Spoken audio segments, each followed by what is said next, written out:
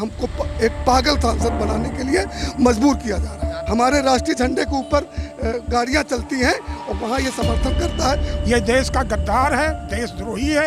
उनकी शक्ल, उनकी आंख, उनका व्यवहार कहीं से नहीं लगता है कोई सामान्य व्यक्ति है। मानसिक रोगी हैं और नशेड़ी हैं। चंद्रगुप्त का विवाह उन्होंने हेलेना से कराया अवश्य दिया था, सेल्यूकस की पुत्री से। तो ऐसा व्यक्ति वर्णशंकर ही होगा भारतीय समाज के अनुसार। ना नौमन तेल होगा, ना राधा नाचेंगी। धृतराष्ट्र की तरह अगर वो भी सर्वनाश कराना चाह रही हैं, वो सौंप रही हैं। सबसे पहले इधर से हम शुरुआत करते हैं और जानने की कोशिश करते हैं कि आखिर में किस आधार पे वोट किया भाई साहब? विकास या परिवर्तन? विकास रायबरेली लगातार परिवर्तन की आवाज लगा रही है। नहीं, परिवर्तन की आवाज नहीं, यहाँ विकास होना चाहिए और मोदी सरकार के आने से इस जिले का विकास हुआ है।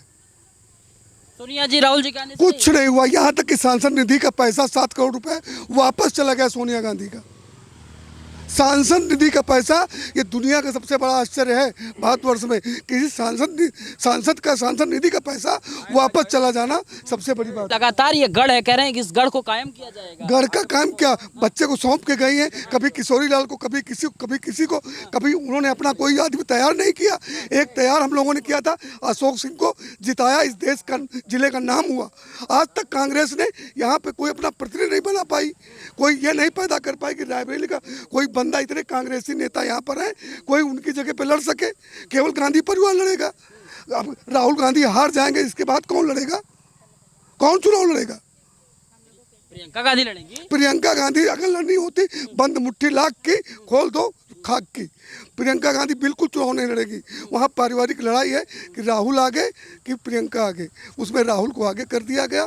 पुत्र मोह में सोनिया गांधी ने राहुल को सौंप दिया रायबरेली को, और हमको एक पागल सांसद बनाने के लिए मजबूर किया जा रहा है। रायबरेली का पागल सांसद है ही है, जो संसद के अंदर आंख मारे, जो कोट के ऊपर माला पहन ले, जो वायनाड में मुस्लिम लीग के साथ काम करे। वहाँ पे हमारे राष्ट्रीय झंडे के ऊपर गाड़ियाँ चलती हैं और वहाँ ये समर्थन करता है। वायनाड भाग जाता है। यहाँ से वायनाड की दूरी 2000 किलोमीटर है।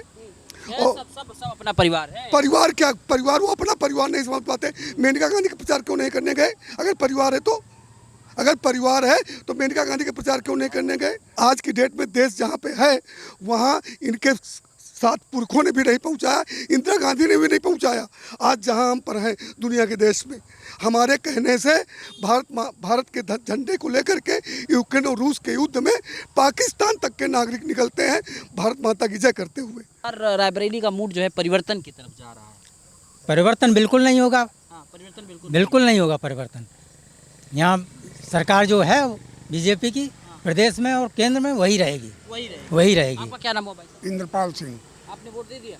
जी तो क्या लग रहा है? मैंने वोट दिया देश के विकास के लिए। और भारत का जो डंका पूरे विश्व में बज रहा है, मोदी सर्वमान्य नेता है विश्व का। और हम गौरवशाली अपने को महसूस कर रहे हैं कि हम सनातन धर्म और अपने धर्म की रक्षा के लिए, अपने देश की रक्षा के लिए, सुरक्षा के लिए, चाहे आंतरिक सुरक्षा हो चाहे बाहरी सुरक्षा हो, हर तरह से हम स्थिति में मजबूत हुए हैं। देश का इंफ्रास्ट्रक्चर बढ़ा है। हम आगे बढ़ रहे हैं, विश्व गुरु बनने की ओर हैं। राहुल गांधी एकदम समाप्त है, इनका अस्तित्व नहीं है। ये देश का गद्दार है, देशद्रोही है। और जो भी ये बातें कर रहे हैं, ये अपने भारत के तोड़ने के खिलाफ मतलब जो है टुकड़े गैंग को साथ में लेकर घूम रहा है जो व्यक्ति। और पाकिस्तान के जो लोग जो है, प्रधानमंत्री फवाद चौधरी जैसे लोग, और इनके जो है प्रचार कर रहे हैं। मणिशंकर अय्यर को आप देखिए, वहाँ पर बैठ करके क्या कह रहा है। आज हम किस स्थिति में हैं? हमारा देश जब इतना आगे बढ़ रहा है, विश्व में नाम हो रहा है, मोदी के सामने चाहे बाइडेन हो, चाहे पुतिन हो, चाहे यूक्रेन हो, चाहे ईरान हो, चारों तरफ डंका बज रहा है। हम गौरवान्वित होना चाहिए। और हम अपनी संस्कृति की ओर लौट रहे हैं। हम सनातनी हैं और भगवान श्री राम हम सबके जो है आराध्य हैं, अग्रज हैं। उनके मार्गदर्शन पर चलने के लिए हम बाध्य हैं। और इसलिए हमारा वोट, हम इस पूरी रायबरेली का वोट इस बार तूफान लाने जा रहा है और 400 पार करने जा रहा है। 400 पार करने जा रहा है। कह रहे हैं कि राहुल गांधी भी तो बहुत धार्मिक व्यक्ति हैं। वो मंदिर जाते हैं, जनेऊ पहनते हैं, और वो ये कह रहे हैं इस बार ये सब धर्म की राजनीति में, धर्म को बांटता नहीं, धर्म को बेचता नहीं, मैं अफीम की तरह लोगों में नहीं इसको स्प्रेड कर रहा हूँ। राहुल गांधी का चेहरा देखे, उनका पर्सनालिटी देखे तो लगता है कि वो अफीमची हैं। उनकी शक्ल, उनकी आंख, उनका व्यवहार कहीं से नहीं लगता है कोई सामान्य व्यक्ति हैं। वो मानसिक रोगी हैं और नशेड़ी हैं। और इस जिले का प्रबुद्ध वर्ग, इस जिले के एक आम आदमी ऐसे नशेड़ी को कभी अपना सांसद नहीं बनाएगा। ये राणा बेनी माधव की धरती है, बीरा पाशी की धरती है। यहाँ से हिंदी साहित्य में आचार्य द्विवेदी, द्विवेदी युग कहा जाता है।